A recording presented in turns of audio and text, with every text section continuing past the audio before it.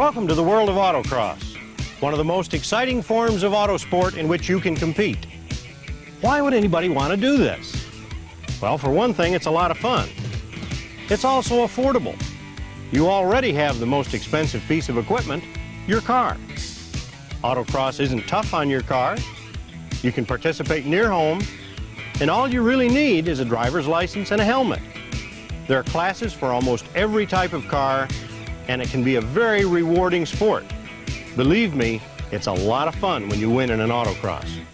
Hi, I'm Dick Turner, Chairman of National Academy for Professional Driving. In the next hour, we're going to show you the techniques necessary to win in the sport of autocross. If you really want to get to 100%, it's going to take a lot of work. Most people can get to 90% of what is necessary to win. The next 5% is tough, and those last 5% are really tough. We're going to give you the pieces to the puzzle necessary to become a national champion. In fact, many of our students have done exactly that. We'll be using 3 automobiles in our demonstrations. The first is the Acura Integra.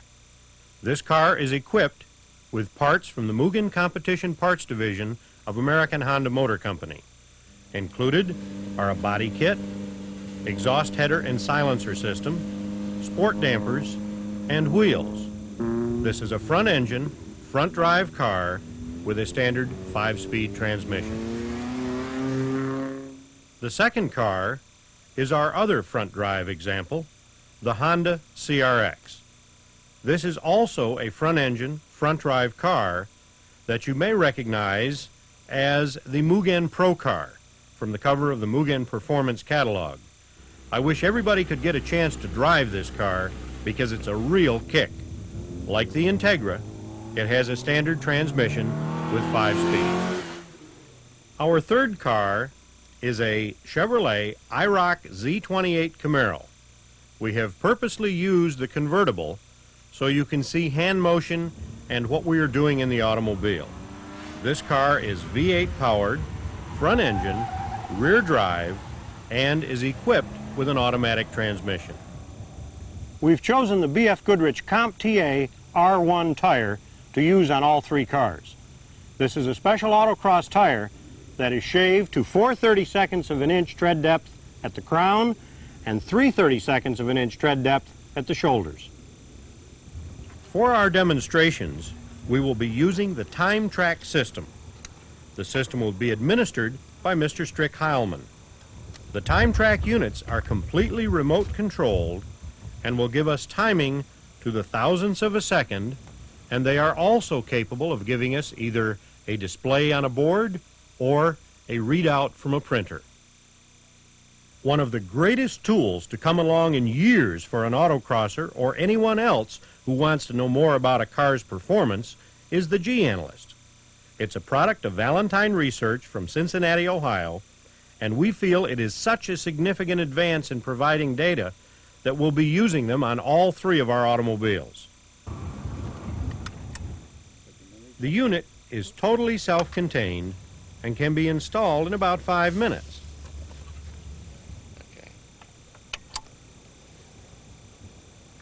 It comes with batteries already in the head, and all you do is plug it in the cigarette lighter. A G-Analyst monitors the various motions of a car. It can tell us launch pressure and measure stopping and cornering forces. Perhaps the best feature is the fact that the G-Analyst stores up to 8 minutes of information, so you can make a run, then replay it to find out what you're doing, where you're doing a good job, where you might do a little better, and replay it as many times as you want. There are 4 modes of display and a zoom feature. If you want to check a certain move in more detail, you can stop or repeat the action in real time or slow motion. If your hands and feet have made smooth transitions on the course, you'll see a nice smooth curve. If you've jerked your hands or missed a shift, you will immediately know where you did it and how much it affected your run. Exactly what is an autocross car? Well, It can be anything with a number on the side that's competing against other vehicles for fun, for a trophy, or perhaps for money, as in Pro Solo.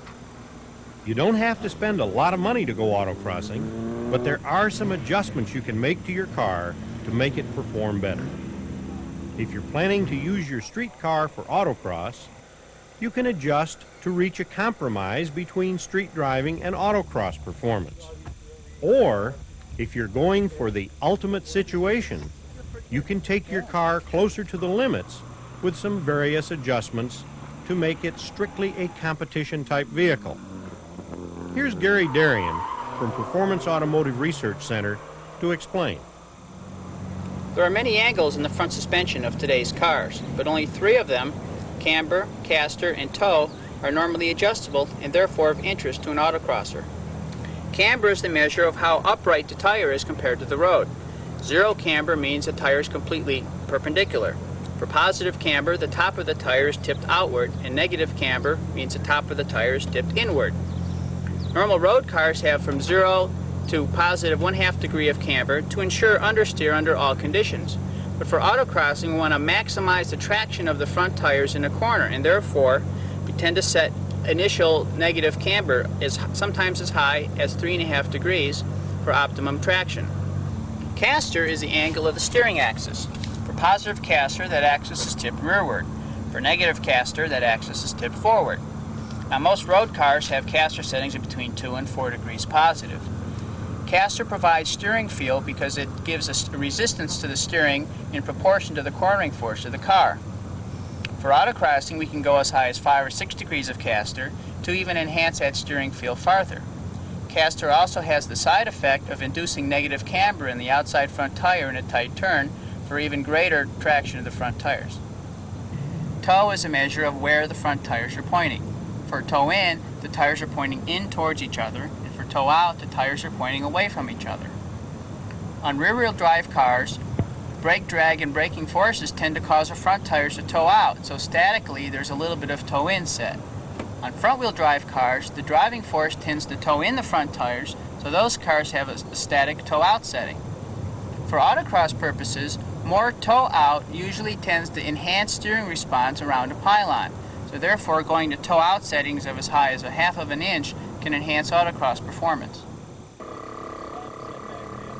At an event, nothing you can do to your car on the spot will have a more profound effect than tire pressures.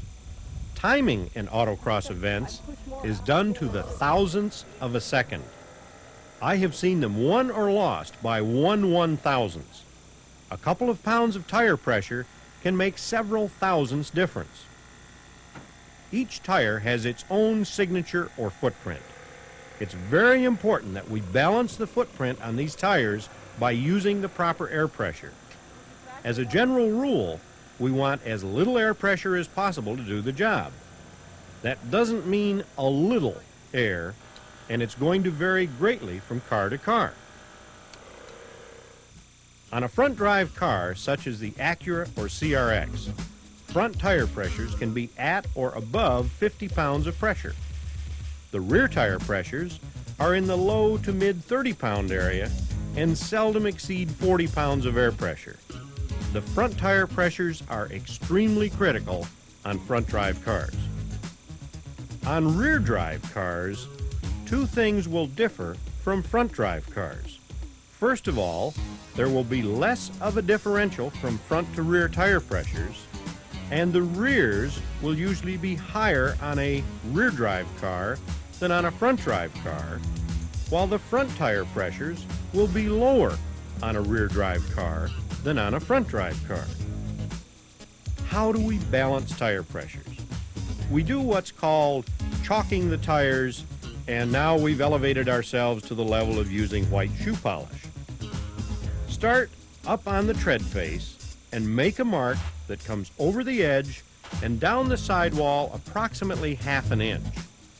We don't need to completely cover a tire, but we want to put 3 or 4 different marks on the tire. And before we test these tires, there are 2 real important pieces of equipment you'll need. Tire pressure is very critical for an autocross car, and having a good gauge helps in determining the right tire pressure for your tires. A gauge like this is very good. It has a rubber guard around the face, a remote hose for easy checking of the pressure no matter where on the tire the valve stem is, and a valve to bleed the pressure down to the proper pressure.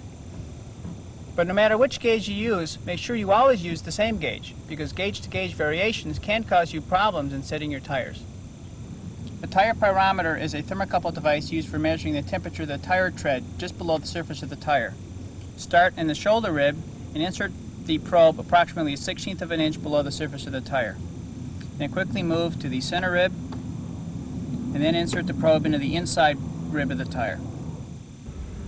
If you really want to balance the pressure of your tires, it would be nice to make a 200-foot diameter circle and, with the tires chalked, run around the circle, turning to the left and to the right.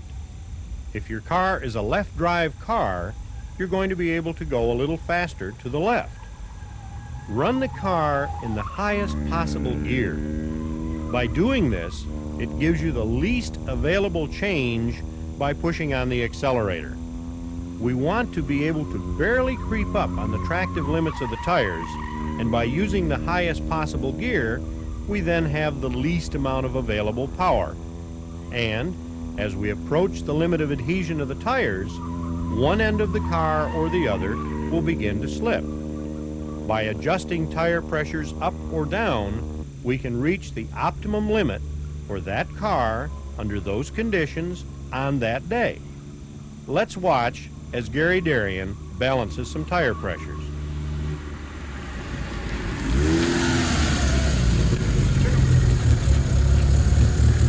210, 200, 170. The idea is to get the readings as close together as possible. 160, 150, 130.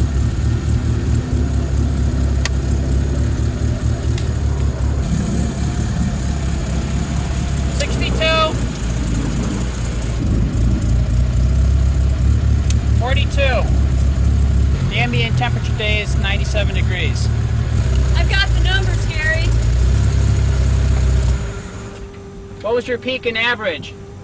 The peak was 1.01, average 0.96. Thank you. Let's drop the pressure to 52 and re-chalk and run it again.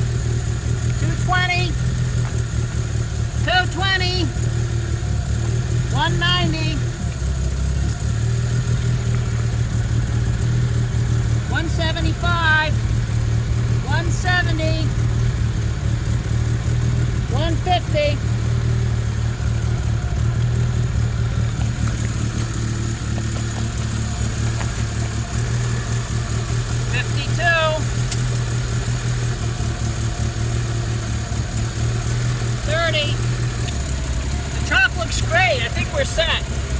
Ready with your numbers here. What was the peak and average? The peak was 1.03 and the average was 1.01. Hey, that's great. Thanks. Once you travel around the circle and measure your pressures, balance them from side to side. Take the tire that needs the most amount of air and add that same amount of air to both tires, in other words, the left front and the right front. It will allow good, smooth handling of the automobile. The more predictability we can build into your car, the better it's going to perform.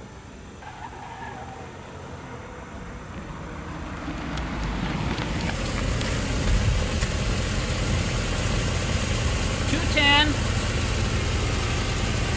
200, 190. 180, 175, 175.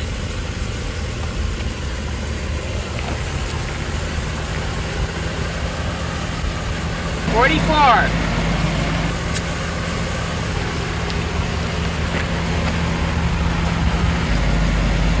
44. Well, the tire's rolling over a little bit too far. We were at 44. Let's go up 5 pounds at 49. Here's a rule of thumb for One adding more. air. For every 1/4 of an inch on the side of the tire that you wish to move the mark, add or subtract 3 pounds of air. What we want to do is get the air pressure where we want it. Now the car will be quite neutral, meaning when the front end starts to slip, the rear end will also start to slip, and you know you're at the limits of adhesion. We don't want the car where the nose violently slips or the tail violently slips.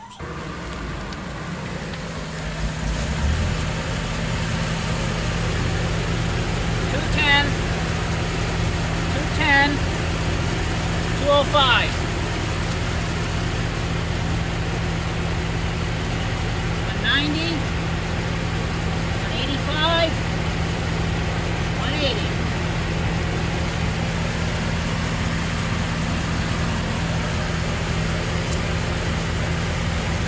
$49.5. $45. The sound of your tires can tell you a lot about the performance of your car. With street tires, such as the Comp TAR1s, you want to hear the tire squeal in a corner, but not squall.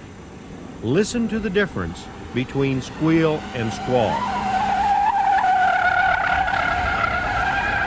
These tires are now squalling, and they're not doing anything but making noise. We've gone beyond the peak tractive limit and the usefulness of the tires, and all we're doing is turning money into noise. When you're ready to compete, your seat belt needs to be tight.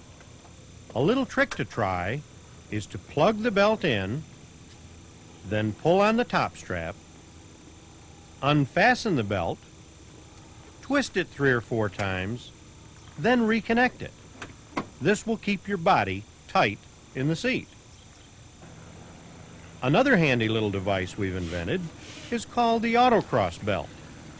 The belt adjusts so it fits around the back of your seat and your upper chest. It's fastened with Velcro with a tab for easy removal in any situation. Be sure you understand it does not replace the seat belt and should never be used alone.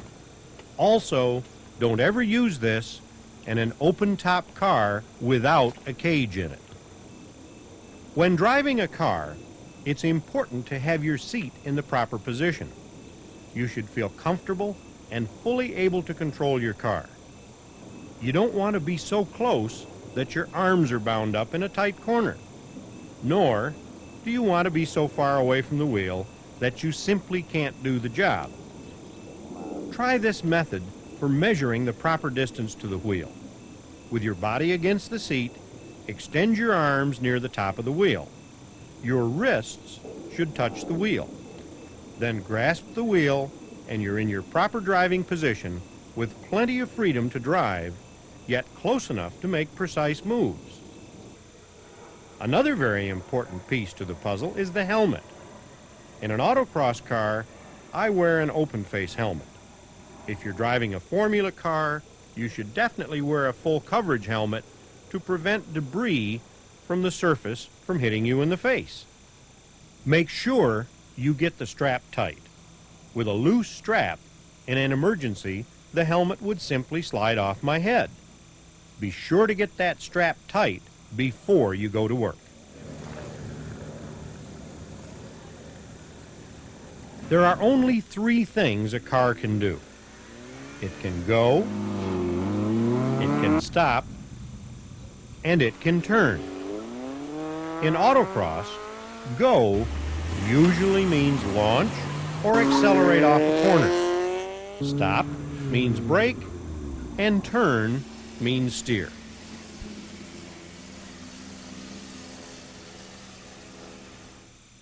The launch is very important.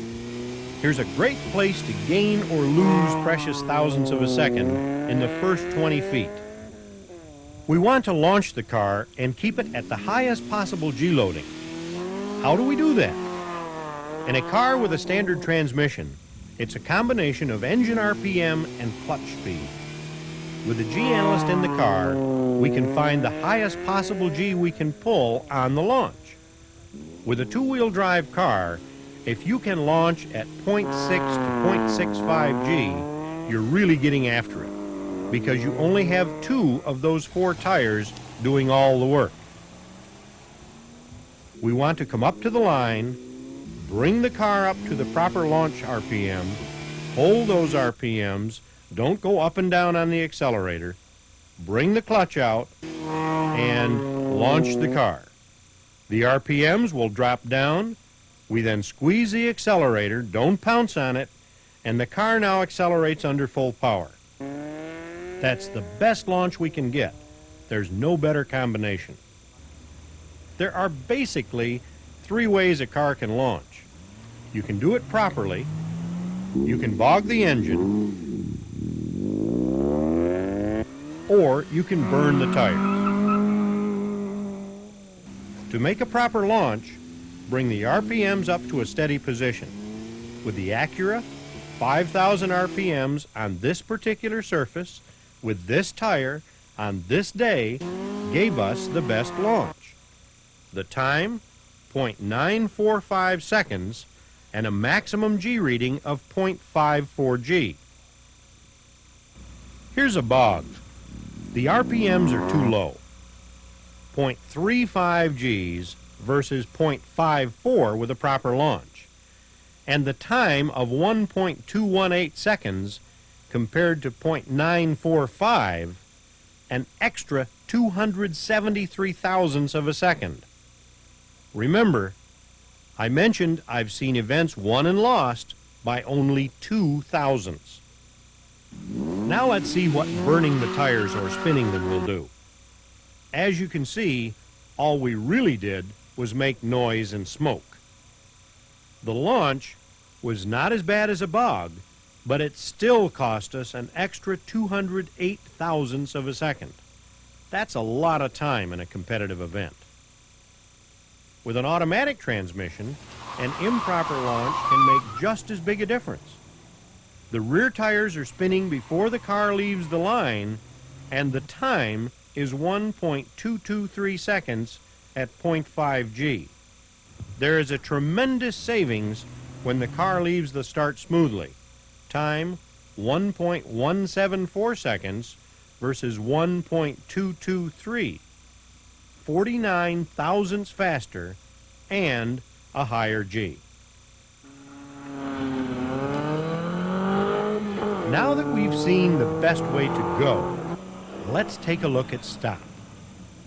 Most people do one of 2 things in autocross cars.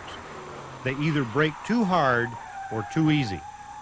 Most brake too soon for the corner. Today, tire efficiency has gone up so much, we can stop much harder than we think. Let's take a look at what happens under braking. The best stopping is at the point of incipient skid, or just before the tires begin to slip on the surface. How do we feel the point of incipient skid? We have to develop that feel. We have to start with a known. The known is the sound of the tires just prior to sliding. That sound is a nice, even squeal, not a squall. Let's place a pylon where the car stopped. Now we'll slide the car to a stop. Not very pretty. Made lots of noise, flat spotted some tires, and it took us farther to stop the car. Let's look at that again from another angle.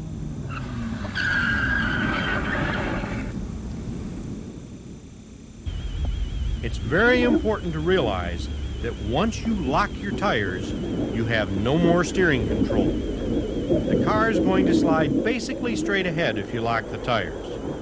Our old friend Isaac Newton is going to reach out, grab the car, and pull it right straight off the course if you happen to be trying to make a corner with the tires locked. If you're an advanced autocrosser, you've probably learned to left foot brake. If you're driving a standard transmission car, we strongly recommend you do not left foot brake in the street. Only when you put on your helmet should the left foot go in front of the brake. If you're relatively new at this sport or never tried left foot braking, here's the proper movement using the right foot for the accelerator and the brake. As long as the steering wheel is straight, we can be heavy on the brakes. Once we begin steering into the corner, we need to pull our foot off the brake slowly.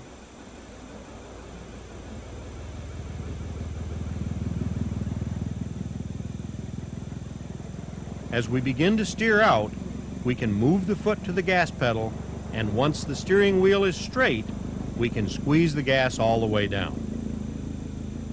Think about having a rope tied from your foot to the steering wheel. When you turn the wheel, your foot is pulled up, or you're trailing off the brake.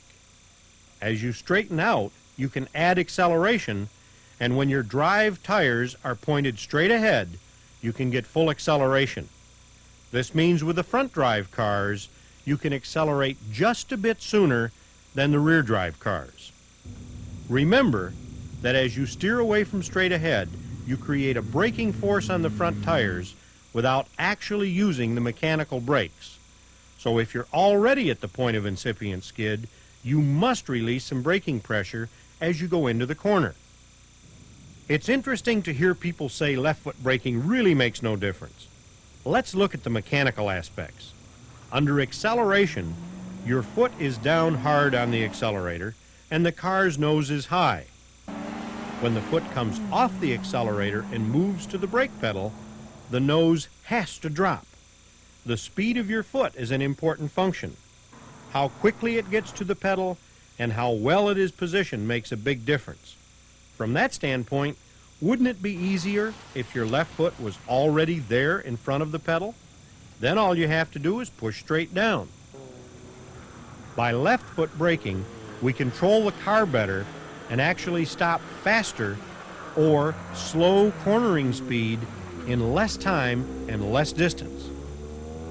Just before the right foot comes off the accelerator, the left foot begins braking. We're only talking about a couple tenths of a second difference, so we can control the downward pressure on the front tires of the car. By left foot braking, we get one downward movement rather than having the nose bob up and down while your right foot is making that move from the accelerator to the brake. Well, what about heel and toe technique? If you have a formula car set up to do this, that's one thing. But in a standard automobile, the distance between the pedals and the up and down difference in the pedals makes it pretty impractical compared with the efficiency of left foot braking. It takes a lot longer to gain speed than it does to get rid of it. Look at this demonstration. It's the average of 5 runs as far as the distance is concerned. The car accelerates from 0 to 50 miles an hour and then brakes from 50 to 0 miles an hour.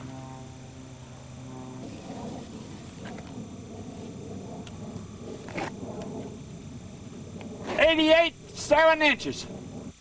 It took 477 feet 6 inches to go from 0 to 50 miles an hour and only 88 feet 7 inches to go from 50 to 0. This is a big difference. And when we begin talking about corners, we'll see just how important this can be. Before we get into braking in a corner, let's take a minute to talk about turning in the purest sense. It all begins with handling the steering wheel. Here's the best way to do this. If we begin with imagining that the steering wheel is much like the face of a clock, and the fact that this is 12 o'clock, 3, 6, and 9, we'd like to have our hands at 9 and 3 o'clock. This is a much stronger steering position than any of the others that I've seen. When we begin to make a corner, we want to imagine that we have an imaginary barrier down between 12 and 6. The left hand will stay on the left-hand side of that line, the right hand will stay on the right-hand side. For a left-hand turn, we'll begin by moving our left hand to the top of the steering wheel. As we begin to steer into the corner, we'll release with the right hand, and it will move down to take over the steering wheel when the left hand reaches 6. Right hand then pushes up, left hand comes up to take over, and you steer on into the corner, trying to end with the hands at 9 and 3 in the center of the turn. To steer out of a left-hand turn is much the same as steering into a right-hand turn, in which case we'll move our right hand to the top of the steering wheel. As we begin to pull down with our right hand, our left hand will come down to take over. Left hand pushes up, right hand comes up to take over, and we'll find ourselves with our hands back at 9 and 3 when the steering wheel is again straight. For a right-hand turn, we're going to move our right hand to the top of the steering wheel. Now, when we grab hold of the steering wheel, we want a firm but gentle grip on it without getting a death grip. The first motion with the steering wheel is going to be extremely slow and gentle and smooth. As we bring our right hand down, the left hand comes down to take over, keeping the wheel in a nice fluid motion. As we bring it up, the right hand comes up to take over, and we're now at 9 and 3 in the middle of the turn. To steer out of a right-hand turn, we'll move our left hand to the top of the steering wheel, pull it down as the right hand comes down to take over, right hand pushes up until we're at 9 and 3 and we find ourselves into the straightaway. Driving a car is a combination of many physical and mechanical elements. One of these is the position of your head. Why is it at many autocrosses we see a driver run down to the end of a straightaway, get ready to make a turn, and all of a sudden we see this? What we should do is keep our head in its normal upright position, and as we approach the corner, get our hand position proper and steer into the corner with our head in its normal position. Now that our body is under control, let's use the techniques to get our car under control on the course. There are 3 basic modes a car can operate in when it's cornering: understeer, oversteer, and neutral steer. In an understeer situation, the car takes an arc less than desired. The front tires begin to slip, and the car goes outside the pylons rather than between them. The beauty of understeer is whatever you're doing, do less of it. If you're on the gas and the car starts to slip, ease off the gas a little. If you're on the brake and the car starts to slip, ease off the brake a little. If you're steering and the car starts to slip, relax the steering a little bit and add just a bit of brake. Then you can steer back in at a slightly lower speed and eliminate the understeer. With oversteer, the car takes an arc greater than desired with the front tires. The tail gets loose, the nose tucks in, and we have a situation where sometimes we spin the car, or at best, we have to make a correction. And that costs us time on the course. If you find yourself in this position, only move your hands as fast as the car is sliding sideways. Many people move their hands too quickly and actually add to the problem rather than correct it. The third mode is neutral steer. When this happens, all 4 tires slide at approximately the same rate, but the arc gets bigger. If you find yourself in a neutral steering situation, while control is a little easier to maintain, you will need to slow down in order to re-grab the roadway or the course and get back on track. A tire has what is known as a peak tractive limit. That's the highest amount of traction that tire can get on that surface under those conditions. Whenever we go over the peak tractive limit, we have to ease off to get back to the limit, and we lose precious time. This is known as overshoot. When a tire overshoots, we can easily lose 10, 15, 20, or more % of our grip. This means we have to slow down to get back on course. We're now back at the old ingress corner again, aren't we? When considering how to drive an autocross course, the first thing you must do is walk the course. Inspect it very carefully. This is a time for deep concentration. You must know what types of turns there are and decide how you're going to take them. We want to be there. If we're over here, remember, until your rear tires go by this pylon. After you've become more experienced at it, you'll be able to rank each corner from the toughest one for you to take to the easiest one for you to take. This ranking may not be the same for you and your driving partner. You may each have a certain type turn that's your best, or that's a little tougher for you to take. When talking about corners, we need to understand a very important concept, the apex. According to the dictionary, an apex is the angular summit of a curve. Here we have a curve, and we've marked the apex with a pylon. For autocrossing purposes, we're going to move that apex around and define it as the point where your car is closest to the inside of any given corner. And, depending on the type turn, we'll move it from an early apex to a late apex. There are three basic types of corners we find in an autocross: ingress, egress, and neutral. A neutral corner is defined as a constant arc of more than 160 degrees. To negotiate this turn properly, we place the pylon here and call it a late apex. This is the point where the car comes closest to the inside of the turn. The car stays out wide as it enters the corner and touches the inside of the curve at the late apex. Here's what it looks like if the car makes its apex too early. By early apexing, you have to scrub off speed sooner, and you're committed to an improper path of travel when you get to the other side of the corner. Neutral corner.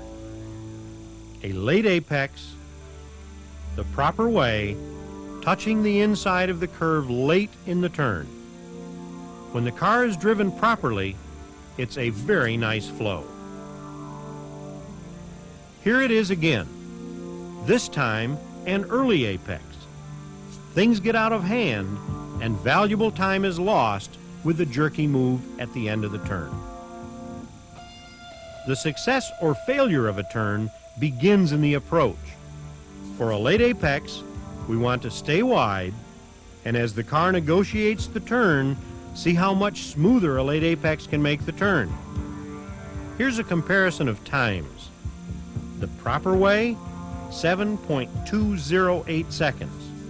Improper, 7.548 seconds, for a difference of 0.340 seconds. Now let's take a look at an ingress corner. This is a turn where the straightaway we're on is longer than the straightaway we're going to. For this type of turn, we also want to take a late apex, only touching the inside of the curve late in the turn. Down the straightaway, approach the corner with the car way out wide to the right, pulling the car down slowly in this instance to a late apex, and away we go. Here's the same thing again. Ingress corner, late apex. The time, 4.821 seconds. Here's what it looks like if you take an early apex on an ingress corner. The car runs down the middle of the straight, touches the inside of the curve early, and then has to correct quickly to finish the turn. Here it is again. Touching the inside part of the usable roadway too early. See what this does to the car? Now let's see what the difference is in time. With an early apex, 5.553 seconds compared to 4.821 seconds with a late apex. The difference is 0.732 seconds. A little hard to believe, but there it is. Properly, the car is wide to the right, up against the right side pylons. Improperly, as we approach the apex, the car is in the center of the turn. Look at the difference as we approach the apex. When we do it properly, we stay wide, brake late, and take a late apex. Improperly, the car brakes early, takes an early apex, and has a devil of a time trying to get around the backside of the corner. So far, we've seen two turns that are best taken with late apexes. Here's one where an early apex does the job, an egress corner. By taking an early apex, we can get power on sooner to build as much speed as possible for the long straightaway. Here's what happens with a late apex.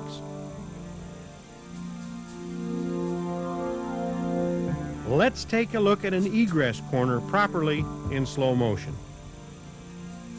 We approach wide, we brake early, we take an early apex, and we get on the power sooner.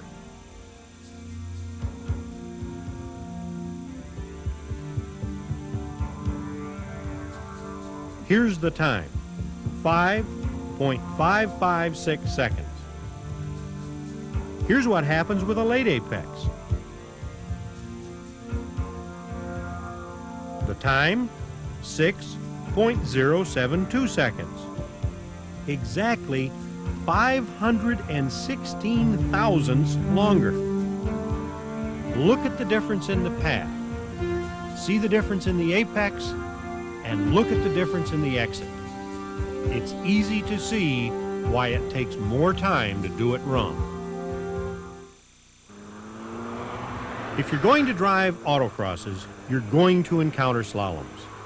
Lots of people don't like slaloms. They kind of complain about it. This is an area where you can either preserve or lose a whole bunch of time. When you're looking at a slalom, it's nothing more than a series of turns where we have to turn right, left in one combination or another. Oh, this is a piece of cake. It's important to know the distance between pylons in a slalom. It's not necessary to know the exact distance between them. What's important is knowing whether the distance is getting greater between pylons or getting less. Don't let your competition know that you're pacing this. Just go out and walk along. It really doesn't make a lot of difference whether it's 29 paces or 31 steps, as long as you know it's 31 steps between the first two and perhaps 36 steps between the second two. So remember, the relationship is important, not just the exact distances. Some slaloms will have even spacing between the pylons. In this case, keep the speed constant as you drive through. There will be times when the spacing between pylons is decreasing. This means you must slow down as the car goes through. If you find the distance between pylons is increasing, the pylons are getting further apart, you can increase your speed as you drive through.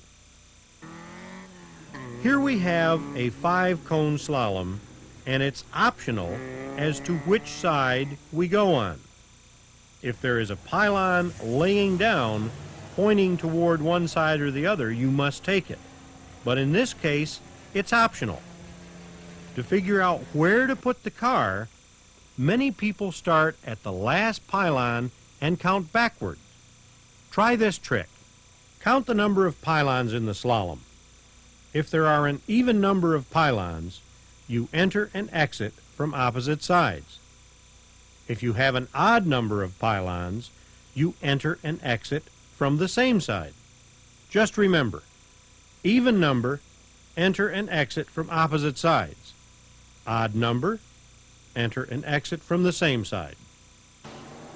Here we have an odd number of pylons, and therefore we want to enter on the right and exit on the right. By so doing, we've almost eliminated the last pylon from the course. Oh, it's there all right, but we really don't have to pay much attention to it. Here it is again, this time entering from the wrong side or the left side.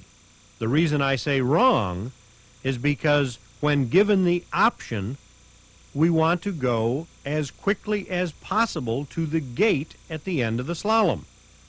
By doing the left side first, it adds an extra move to the slalom, and that means extra time. This can make a real difference when you have an option and can go either side at the first pylon. Here's another tip. How we approach the first pylon is also very important. We used to think we'd come in at a wide angle and almost eliminate the first pylon and start the slalom at pylon number 2. But we've discovered that lining up straight on the first pylon actually gives you a better time.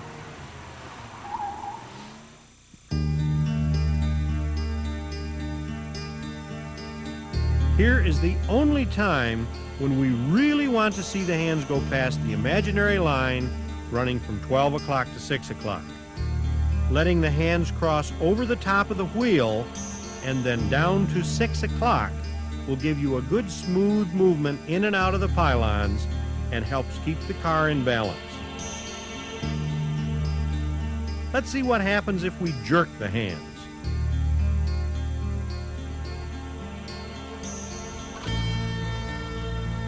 It quickly becomes very obvious that it's going to take more time to get the same job done.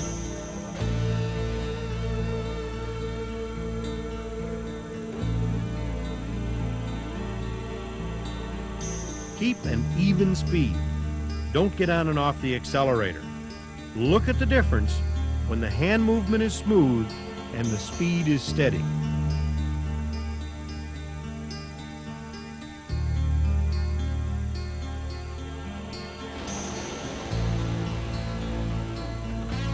With a rear drive car, jumping on and off the gas will get the tail wagging, and we spend a lot of time going nowhere.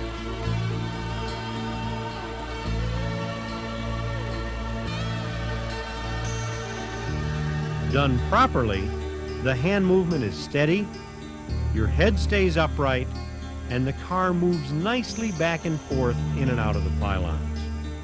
So here's a very important thing to remember. Slow down and you'll go faster. Slow down the hands, slow down the feet, and the car will get through the slalom quicker. Another type turn is a single pylon. I like a little controversy, and there's a lot of discussion over how to run this one. Some people like to run straight up to the pylon, cut sharply around it, accelerate, and then go back where they came from. Many people think the pylon should be the center or high point of the arc. They'll run up a little wide to the right, make the turn, end up a little wide to the left, and follow through. I like to do it this way.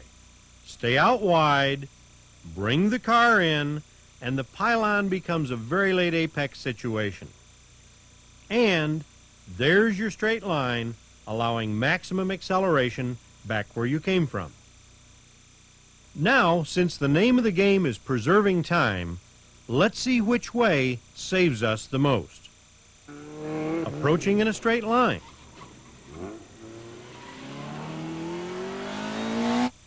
.274 seconds. Using the pylon as the center of the turn. 6.378 seconds. And using a late apex. 5.877 seconds. Some people think an even better way to do this is a handbrake turn. In fact, I used to think that.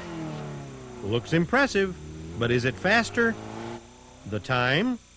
7.094 seconds. Compared to any other method, using a late apex is, in this case, 397 thousandths of a second faster. Now that we have the proper path to take when turning, what about shifting in a turn? This is another very controversial area. Some say no. I say yes. Where? At the apex. Your car has plenty of brakes, so you don't need the engine to help you slow down. And at the apex, you should be in a steady state turn with nothing else going on. Here's a neutral corner. The best way to take it is power on as long as possible in a straight line, brake late. As you steer in, trail off the brake and take a very late apex. As you approach the apex, think of having a circle. You enter the circle, you're through braking, you make the shift. As you leave the circle, you're squeezing on acceleration, and as soon as your drive tires are pointed straight ahead, you can again be at 100% acceleration.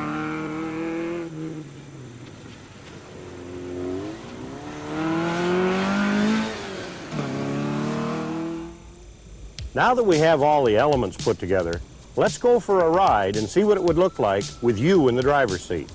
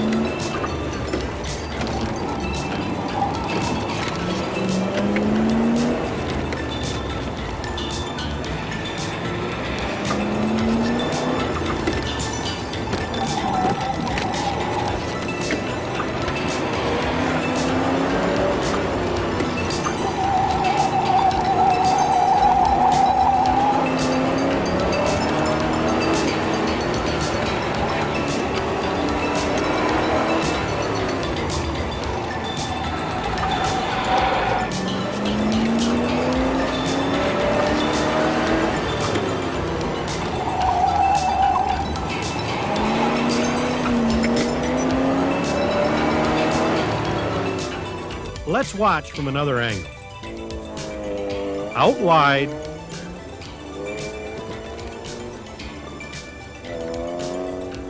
late apex, neutral corner,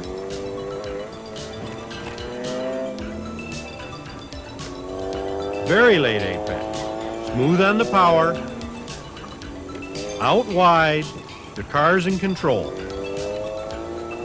Coming up to a big sweeper. Car is at the cornering limit. Isn't quite slipping. Nice and smooth through the slalom, close to the pylons, and yet not so close that we get into trouble. And another slalom. Just looks a little different.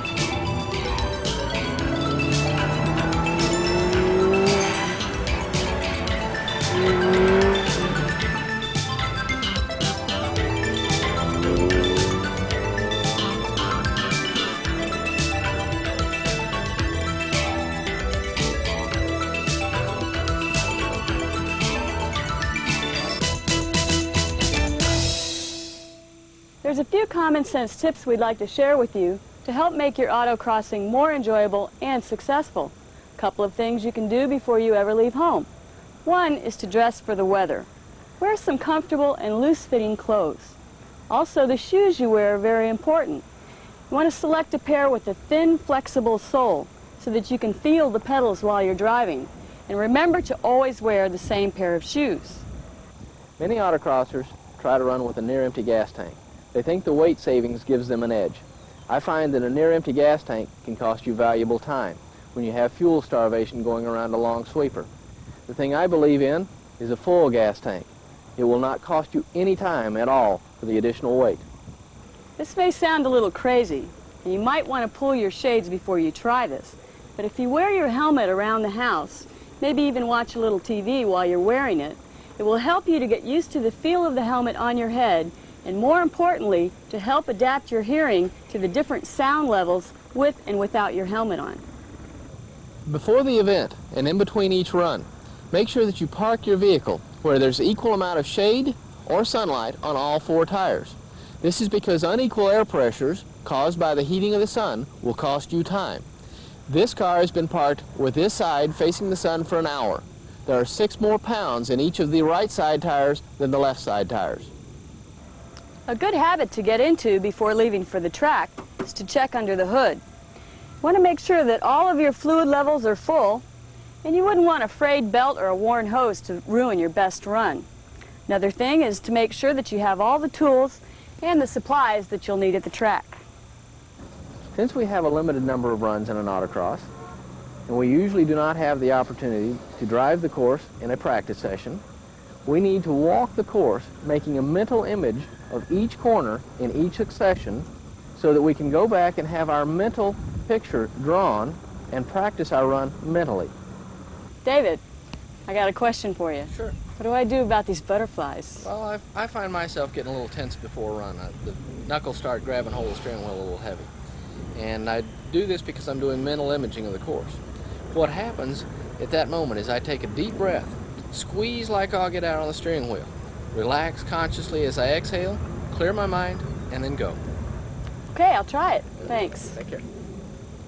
It's a good idea to keep a logbook showing the course layout, the diagrams showing distances, the chassis setup, the tire pressures that you have, because the next time you come up to that same autocross facility, you'll have an advantage over anyone else. It also leaves you with a very good history of all your autocrossing.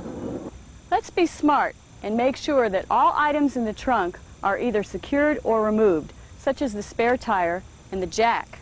And you wouldn't want to be distracted during the middle of your best run by a lot of loose objects flying around in the car. So let's do a little house cleaning first.